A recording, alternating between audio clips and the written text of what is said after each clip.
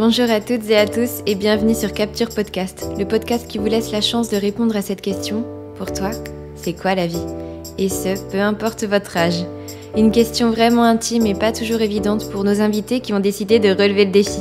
C'est pour eux l'occasion de dire leur vérité, de parler avec leur tripes et surtout leur cœur. Peut-être vous y trouverez-vous, peut-être vous y perdrez-vous.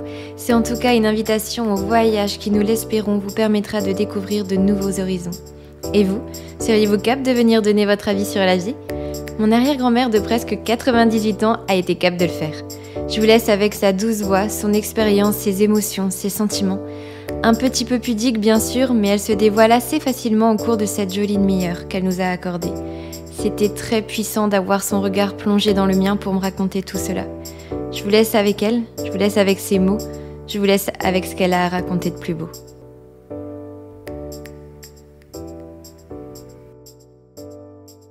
Est-ce que tu sais pourquoi on est là? Mais pour me voir. Pour te voir? Bah, bien sûr. Et t'as quel âge déjà? J'aurai 98 ans dans 2 mois. Deux mois et demi. Et en fait, avec Eva, on a monté un podcast pour demander aux gens, pour toi, c'est quoi la vie? Ok? La vie... Ah mais attends, quand même. Attends, je réfléchis. Ah mais oui. Et du coup, je voulais, avec Eva, te demander, pour toi, c'est quoi la vie? Parce que tu as 97 ans et j'aimerais beaucoup avoir ton avis. Mais avant, j'aimerais te poser des questions. Vas-y. Mémé, tu préfères l'Antarctique ou les Maldives? Hein? Est-ce que tu préfères l'Antarctique ou les Maldives? Oh, bah, j'ai eu L'Antarctique? Oui, l'Antarctique. J'aimerais bien aller voir là-bas. Dans quel pays t'aurais rêvé aller? Oh, bah, dans n'importe quel pays, tu sais bien que j'aimais bien voyager. Mais est-ce qu'il y en a un qui t'aurait plu? Oui, plus l'Afrique. Ah, ouais, j'en étais sûre. Et pourquoi? Ça change. Pour voir des noirs, des bruns, des beaux hommes, même pas habillés. Si, ils vivent tout nus. Il m'a dit, je te fais, tu veux que je te fasse rire? Je vais te faire rire. Non, mais t'effaces tout ça. Ah, ça, on peut pas. Et donne-moi un de tes meilleurs souvenirs de ta vie. Ça, c'est très difficile. Parce que les très beaux, c'est la naissance de mes enfants, de mes petits-enfants, qui s'appellent Victorine, puis tout le reste. Et mes mères, pour toi, c'est quoi la vie? La vie, c'est un gros sac. Il faut essayer de prendre le meilleur du sac. Ou une caisse, comme tu veux. Il faut prendre le meilleur, mais c'est pas toujours facile. Des fois, tu veux dire que tu pioches des choses dans le sac qui sont pas très... Qui ne sont pas très bien. On a peur. On est triste. Ou ça va pas. Puis des fois, il y a des bons fous rires avec mes petites filles. Oui, on rigole bien, nous. Oh, il y a des fois, on rigole bien. Avec ta mère, on rigole. Et toi, ce gros sac, justement, qu'est-ce qui t'a permis dedans de réussir, de résister, d'avoir envie d'avancer? Qu'est-ce que t'as pioché dans le sac de ta vie qui a fait de ma vie. Ouais. Pas grand-chose. C'est quand j'ai retravaillé. Alors, j'ai vu autre chose que la vie ordinaire. Puisque c'était l'hôpital. J'ai vu beaucoup de choses. J'ai pleuré. Avec les enfants, des fois, qui pleuraient avec leur mère. Des pauvres vieux qui n'avaient rien. Et des fois, on a bien rigolé aussi. Et parce que à ton époque, la femme, elle travaillait pas? Elle avait pas le droit de travailler? Ou elle avait le droit, mais il y en avait pas beaucoup? Oui, mais il n'y en avait pas beaucoup. La femme, c'était au ménage, à la maison, garder les enfants. C'est après la guerre, surtout, que ça s'est développé. Du coup, t'avais quel âge? Après la guerre, j'avais 16 ans à la guerre. J'avais 18 ans. Et là, tu as travaillé à 18 ans? Ah ben oui. J'ai travaillé avec un copain de mon père, de mes parents. J'avais pas de travail, j'avais 16 ans. Je revenais de Vendée, parce qu'on l'avait évacué. Et il m'a fait embaucher. J'ai travaillé au centre de ravitaillement. Et tu as eu ta première enfant à 25 ans. Ah oui, c'est vrai. C'est vrai que je trouvais que c'était tard pour l'époque. Tu as eu le temps de profiter? Non, c'était pas tard. Pourquoi? Bah, souvent, à ton époque, on avait des enfants vers 18, 19 ans, non? Ah non, tu rigoles, toi. Je vais me faire crier. Tu rigoles. À 18 ans, on avait des petits copains. Ah oui. Oh, bah bien sûr, comme tout le monde. Hein. T'as été amoureuse? Ah oui. Oui. T'as été amoureuse combien de fois? Une fois. Si vous pouviez voir son regard... Qu'est-ce qu'il a, mon gars? Il est très beau, ton regard. Il est très beau. Continue, me fais pas rire surtout. Et moi aussi. Parce que si je prends le fou rire, tu sais bien ce que c'est, on n'y arrive plus. Oui, moi. c'est vrai qu'on n'y arrive plus. Après, on n'arrive plus. C'est vrai. C'est vrai. Et du coup, tu as quand même pioché de l'amour dans ce sac. J'ai pas compris. T'as pioché de l'amour dans ce sac. Un petit peu? Un petit peu. Un petit peu. Qu'est-ce que tu as surtout pioché dedans? Qu'est-ce que je pourrais te dire? On n'avait pas la même vie déjà. Pas la même approche de l'amour, comme tu peux dire. C'était quoi ton approche, toi, à l'époque? C'était pas pareil. Il y avait les parents derrière. Hein? Ils voyaient leur fille, par exemple, avec un garçon. C'était pas trop... Tu vois? En fait, tu veux dire que c'était les adultes qui décidaient de l'amour de oui. leur enfant? Oui, presque. Surtout pour les femmes ou pour les hommes aussi? Ah, ça, je peux pas te dire. Moi, les hommes, on m'en fout. Ils font ce qu'ils veulent. Oui, mais je veux dire... pour les femmes, surtout. On dirigeait pas mal la vie des femmes. Par la famille, surtout. C'est dirigé par la famille. Voilà. Et toi, ta famille t'a dirigé dans ton choix d'homme? Ben non. Ah, donc c'est contradictoire ce que tu es en train de me dire. Oh, je ne sais plus, moi. Si, justement. Si. Oui, justement. Justement. Fallait quand même qu'on ait le consentement de la famille, si tu veux. Pas forcément le consentement, mais l'approche. Tu vois, les parents ne comprenaient pas certaines choses. Et pourquoi celui-là, pas l'autre, tu vois quoi.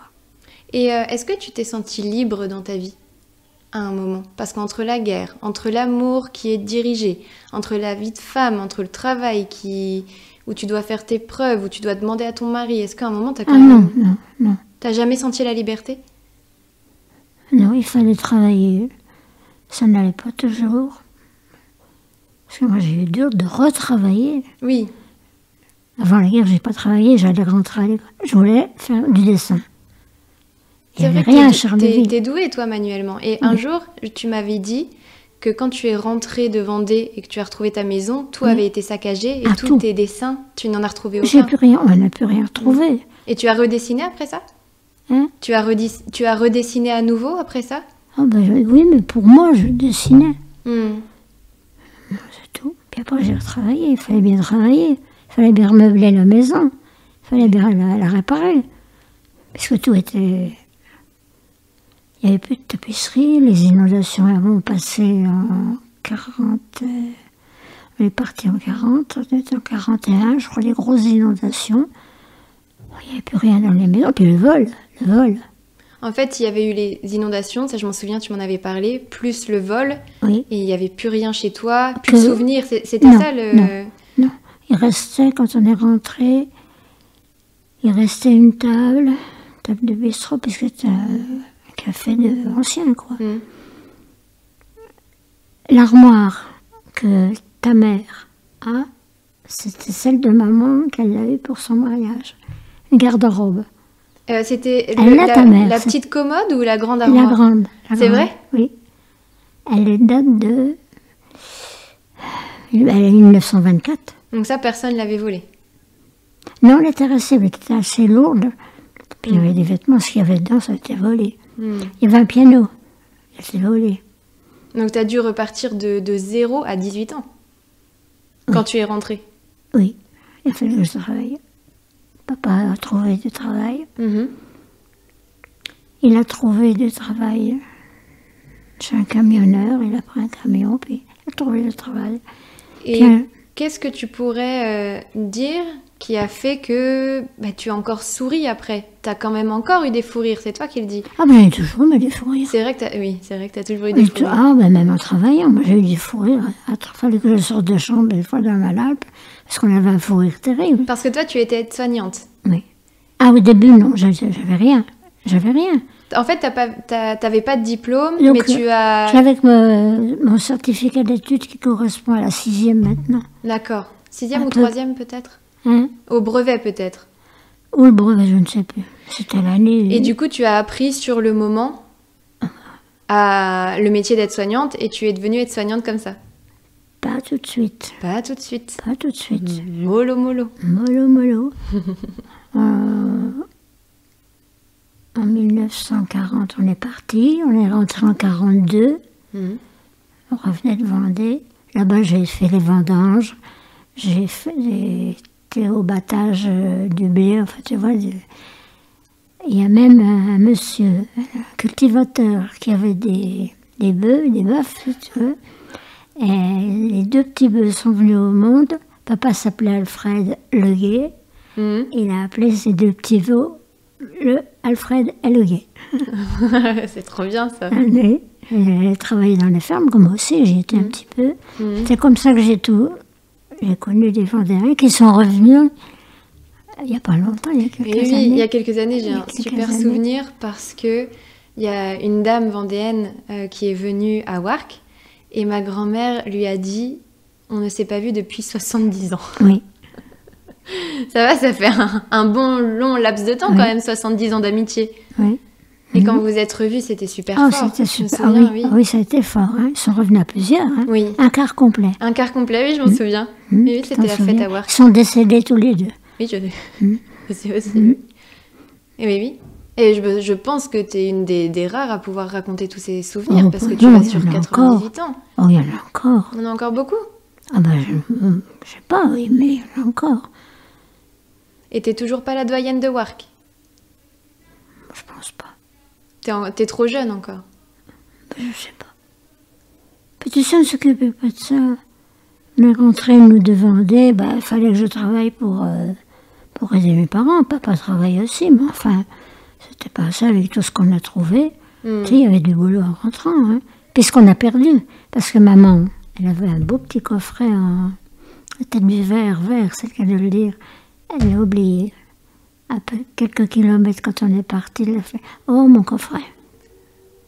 Parce que quand vous êtes partis, vous avez pris le minimum. Un sautoir de ma grand-mère, il y avait des boucles d'oreilles à maman, enfin tu vois quoi. Il y a beaucoup de choses en or. On n'a pas retourné, hein. Bien sûr. Après, c'est l'évacuation. À pied. Oui, ça tu m'avais dit. Vous êtes allé en Vendée à pied, mais avant vous étiez allé dans le centre de la France à pied, c'est ça, hein? Oui. Mais en arrivant, puis partout, on avait les bombardements, les mitraillages. Moi, j'ai vu un jeune soldat, pas loin d'ici, du côté de, je ne me rappelle plus, la Francheville, par là, un peu plus loin. Il y avait un mitraillage d'avion, qui il mitraillait tout le monde. Je l'ai vu, peut-être Evelyne te le dirait. Il tenait tout ce qu'il avait dans le ventre, il avait pris toute la décharge de la mitrailleuse dans le ventre. Ça, c'est des souvenirs que je n'oublierai jamais. Et qu'est-ce que ça te fait d'avoir ces souvenirs-là? Parce que je sais que nous, des fois, ma génération, on se plaint de certaines choses, mais on n'a pas connu ça. Moi, j'ai jamais vu quelqu'un se tenir le ventre parce que ses intestins sortaient. Ben non, c'est un souvenir, et puis ce n'est qu'un souvenir. Tu as réussi à faire la part des choses. On en a parlé. J'ai vu aussi une famille complète tuée, et le bébé qui n'avait pas eu le temps d'être pris dans la poussette était tué dans la poussette, le bébé. Des choses comme ça. Par contre, on a rigolé aussi, parce qu'on était avec des gens de Warcq, évidemment. Il y avait tiens, ça doit être parent avec une dame d'ici, les Cunin, et Denis qui disait toujours des bêtises, il était un peu plus vieux que moi. Et oui, il faisait tellement chaud en 1940 que j'ai eu toute la figure brûlée. Oui, tu vois, la peau éclatait sur les yeux. Alors un jour, il dit, regarde, ta figure, on dirait le cul d'une vache. Il a fallu que je rigole, quoi. C'est vrai, les vaches avaient de la flatte, c'était pas comme maintenant. C'était toujours dans la fait. Alors, on a rigolé. Mais c'est vrai, j'avais tout ça fendu du soleil, tellement il faisait chaud. Aussi chaud qu'on vient d'avoir. Hein. Oui, donc il a déjà fait des chaleurs comme ça. Bien sûr, les gens disent, on n'a jamais vu ça, mais si. En 76, il a fait chaud comme ça. Après, les gens n'ont pas vécu 98 ans. Ils n'ont pas eu le temps de voir tous les cycles de la nature. Tu crois que j'ai 98 ans? Bientôt 98 ans. Mais des fois, je me demande si t'as pas plus quand même. Parce que ça fait longtemps que je te connais maintenant. Vous l'entendez? Elle est pas gentille. Je suis adorable comme toi. Et, mais quand on a connu tout ça, c'est quand même des images super dures, super fortes. Et après, c'est quoi qui t'a fait avancer? C'est justement l'envie d'avancer, d'avoir ta famille, de vivre. Qu'est-ce qu'il y a en toi qui a fait ça? De vivre simplement, c'est tout. C'est tout. Puis on est rentré, on n'avait plus rien. Papa a trouvé du travail. Et puis c'est tout, hein. Puis moi aussi. Je travaillais... tu vois le centre de santé? J'ai travaillé là. Je faisais rien, hein. Je faisais le lit, j'avais pas de diplôme, hein. Oui. Trop jeune. Hein. Et c'est la directrice qui a dit un jour, venez dans mon bureau. Qu'est-ce que j'ai fait? Je commence pas à lire. Elle me dit, j'ai fait une demande, vous allez travailler à l'hôpital. Je ne connais pas le métier, moi. Mais vous l'apprendrez. C'est comme ça que je suis entrée à l'hôpital en chirurgie. En chirurgie? T'étais au bloc? Non. Non? Dans le service de chirurgie. D'accord. Ok. Et quelle différence tu penses qu'il y a avec ma génération et ta génération? Vous êtes quand même plus heureux. Tu penses? C'est pas la même chose. On avait peu de choses, mais ça nous faisait plaisir de l'avoir, cette peu de choses-là. Tu vois? Vous avez plus facile, vous, que nous. Moi, pour avoir quelque chose, il fallait que... Puis on n'avait pas les parents derrière. On les avait derrière, mais pour dire oui, pour dire non. Oui. Tu comprends? Je comprends. Nous, on a des choses... Vous êtes plus libre. Oui, c'est sûr. Voilà, vous êtes plus libre. C'est sûr, déjà en tant que femme, on est Ce qui n'est pas mieux. Non, je pense que c'est pas mieux matériellement, parce que des fois, ma génération a oublié de se battre, je trouve. Oui, mais c'est pas la même chose. Tu crois qu'on ne se battait pas, nous? Justement, vous vous battiez. Ah oui. Nous, on se bat pas pour les mêmes choses et peut-être pas pour les mêmes convictions, les mêmes valeurs. Oui, voilà, ce sont les conditions qui ne sont plus les mêmes. Vous aviez de grandes valeurs, et puis je pense que quand on connaît la guerre, la façon de penser change indéniablement. Oui, c'est quand on traîne une voiture de gosse, une voiture de bébé, avec des valises. Maman avait bourré tout avec des draps, on se sauvait, quoi. Puis la mitrailleuse, les avions, enfin, alors on était jusqu'en Vendée. Et non, avant la Vendée, on est arrivé je ne sais plus, tiens, plus bas encore, plus bas. Plus bas que la Vendée. Oui, mais papa dit, c'est pas ici qu'il faut que je me rende pour aller travailler, il faut que je me rende en Normandie. Alors on est remonté, on a téléphoné à la mairie C'est pas grave, c'est pas grave. Les gens feront des recherches, ils retrouveront. Oui. À la mairie. Il y a un train pour Paris, parce qu'on avait de la famille à Paris. Oui. Vous y allez. Alors on est parti au train. Et chez ma marraine. Et est-ce que le jour où vous êtes parti, le lendemain, il n'y avait pas eu un bombardement où tout le monde était mort? C'est pas ça que tu m'avais dit? Quand vous êtes parti de Vendée, où il n'y a pas un endroit où vous êtes parti de justesse? Ah non. Non? De Vendée, il n'y a pas eu de bombardement. Je sais plus, je croyais qu'un jour tu m'avais dit que vous étiez parti de justesse et que justement il y avait eu des bombardements ou alors c'était les bombardements que vous aviez connus ici. C'est avant de partir. Avant de partir. Et quand on entendait la sirène de l'église de Mézières, avait une sirène pour annoncer les avions. Oui. Et est-ce que par moment t'as peur encore de ce que t'as vécu ou vraiment c'est du passé? Et c'est ta vie après qui a compté. C'est du passé. C'est pas du passé moralement, c'est du passé physiquement, si tu veux. On essaie de... Moi, je te dis, j'ai vu un jeune soldat, toute sa ventraille dans les bras parce qu'il allait mourir. Bon, un bébé mort sur le bord de la route. Enfin, des choses comme ça. Hein.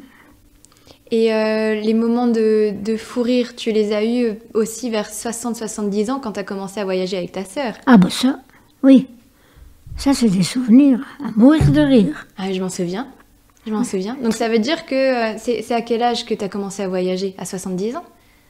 Oh bah oui, attends, c'est quand est-ce que j'étais en Tunisie pour la première fois? Je me rappelle plus. On cherche la date. Il y a un petit silence, mais c'est parce qu'on cherche. Tu le sais, toi? Non, ah bah non, je ne sais pas. Mais j'étais née, donc j'imagine qu'il y a peut-être 15-20 ans. Hein? Ah, plus que ça. En 92. 1992. Ah bon? Pépère était encore là? Ah non. Ah oui, il y a un petit souci de date. Ah, si, il est encore que je suis. Quand tu dis pépère, moi je pense à mon père. Ah. Toi, oui, d'accord. Mais en tout cas, tu as commencé à voyager très tard. Et puis après, j'ai arrêté justement parce que ton grand-père était malade. Oui. Je l'ai soigné pendant 2 ans. Il est décédé en 2006. Et après 2006, tu as continué de voyager. Ah oui, avec Evelyne, elle dit, tu sais, on est toutes les deux, toutes seules, eh bien on va voyager. Mais ça, c'est génial. C'est génial. Et qu'est-ce qui fait que tu penses, après, on a peut-être tort ou pas, mais qu'est-ce qui fait que tu penses que tu es encore là à presque 98 ans? C'est une hygiène de vie, c'est une façon de penser, c'est un mental? C'est un mental. Alors, c'est un mental. Puis c'est parce que ça doit être comme ça, c'est tout. J'ai peut-être allé à 100 ans. Non, je ne veux pas. Tu ne veux pas? Non. Pas 100 ans? 99? Non, il y en a une qui a 103 ans. Et alors, elle a le mental? Oui, c'est un ancien professeur. Et quand tu dis avoir le mental, c'est aller de l'avant, c'est trouver des solutions quand il y a d'énormes problèmes, parce que, enfin, je veux dire, la guerre, c'est même pas un problème. Non, c'est l'espoir de vivre encore, si tu veux. Oui. Parce que moi, le mental, j'ai toujours à peu près, j'ai toujours surmonté. Tu comprends? J'ai eu des coups durs, des mauvais passages, des bonnes engueulades, du travail. Mais c'est tout. Puis j'ai surmonté. T'as surmonté? Ah, il fallait bien, hein. Est-ce que je peux te poser encore 2 ou 3 questions? T'as encore un petit peu de voix? 3. Oui, oui, ça me voit de garage, mais ça ne fait rien. Voix de garage, c'est pas grave. Bon, vas-y. C'est quoi pour toi le courage? Bon, c'est rien, on est avec. On est avec? On est avec, on vit avec. Non? Avoir le courage d'avancer. En fait, j'ai l'impression que toi, tu t'es pas posé trop de questions. C'est peut-être pour ça que t'en es encore là. Tu t'es pas dit, qu'est-ce que je vais faire? T'as foncé, t'as souvent foncé. Oui. T'as tenu, t'es solide. Oui, ça doit être ça. J'ai tenu. T'as tenu. C'est pas toujours facile. Même dans un ménage, c'est pas toujours facile de tenir. Non, mais c'est vrai, je te dis la vérité, c'est pas facile de tenir. C'est des gens que ça ne tient pas, mais on se sépare et... non, faut tenir. J'ai tenu. Faut se battre. Pour mes enfants, pour les petits, pour les arrières. Pour une petite fille qui, des fois, m'embête un petit peu, mais ça ne fait rien. Oui. Je l'adore quand même. Hein. Ah, enfin! Mais il faut pas lui dire. Mais faut pas lui dire. Je l'ai entendu et tout le monde l'entendra. Et en parlant de ménage, pour toi, c'est quoi l'amour? L'amour, c'est rien. C'est rien. Non, je peux pas te dire, c'est rien. Et pourtant, tout à l'heure, t'avais de sacrés yeux quand je t'ai demandé si t'avais été amoureuse. C'est pas pareil. On touche une corde sensible. Non, c'est tout, ouais. Comme tout le monde, hein, quand t'as 18 ans, 19 ans, 20 ans, puis tout s'en va. Bon, Donc, mais quand tu te rappelles de ce souvenir-là, l'amour, c'est fort quand même. Oui, comme tu dis.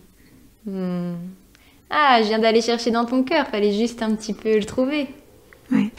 Oh, t'es belle. Qu'est-ce que t'es belle. Et si je résume, pour toi, la vie, c'est se battre, c'est ne pas se poser de questions finalement, pour avancer? Si, il faut se poser des questions, il faut essayer. Mais des questions existentielles. Je pense que tu t'es pas embêtée avec des questions qui... Ah non, des bricoles. Des bricoles, oui, non. Voilà. Non. Oui. T'es allée, enfin, d'après ce que tu me dis, d'après ce que je connais de toi, t'es allée droit au but très souvent. Oui, plutôt. Je voulais y arriver, oui. Tu vois. Oui. Oh, j'ai des moments durs, tu sais, comme tout le monde. Hein. Mais il faut essayer de les surmonter. t'avais une certaine lumière et une certaine rage en toi qui a fait...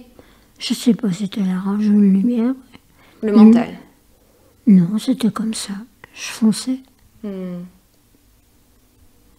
Et qu'est-ce que tu voudrais dire aux gens qui pourraient nous écouter? Un conseil, quelque chose sur la vie? Non, jamais. Jamais de conseil? Non. On ne pense pas tout le monde la même chose. C'est vrai.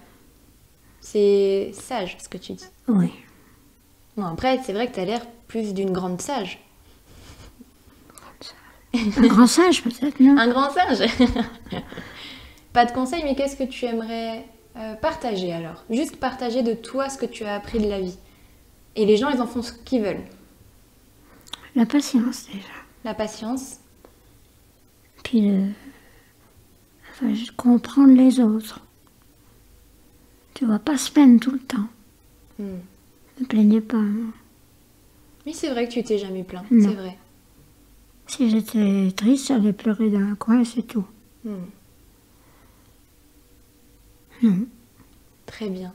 Et puis quand vous êtes venu au monde, alors là, c'était le bonheur complet. C'était le pompon sur la Garonne quand on est venu au monde. C'était quoi? Le pompon sur la Garonne. Qu'est-ce que ça veut dire, ça? Elle fait une tête assez éberluée. Le pompon sur... Et qu'est-ce que ça veut... Enfin, je suppose ce que ça veut dire, oui, d'accord. Le pompon sur la Garonne. Ça veut dire que c'était magique. Ça n'a ni queue ni tête. Oh, c'est chouette de finir sur ça. Je pense qu'en plus, la vie, ça n'a ni queue ni tête. Que personne... Mais oui, que personne ne sait rien, en fait. Personne ne dit rien, ils renferment tout, certains. Mais il y en a qui explosent. C'est pas mieux.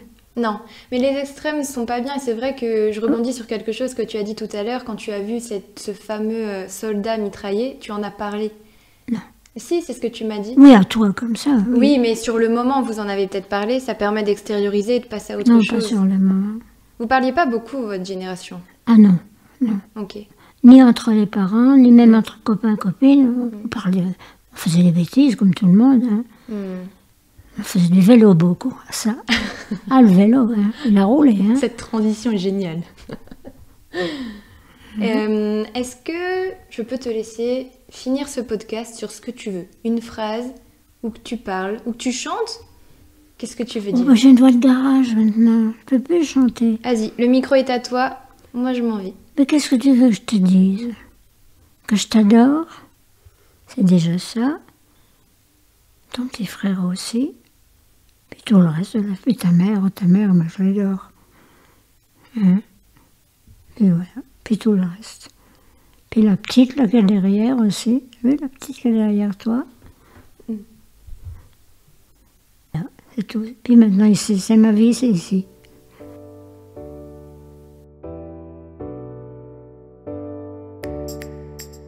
Hey, j'espère que vous avez apprécié cet épisode et merci d'avoir écouté jusqu'au bout.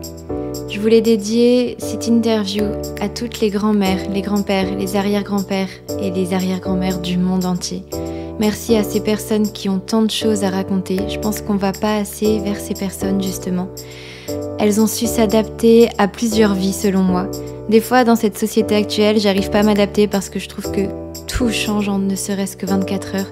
Alors imaginez en 98 ans le changement que ces personnes ont dû subir. Subir ou non, parce qu'elles racontent aussi de très belles choses. Alors merci à ces personnes que l'on doit absolument respecter. Merci à elles de raconter avec leurs mots, leur vécu, leur pudeur aussi, toutes ces belles histoires.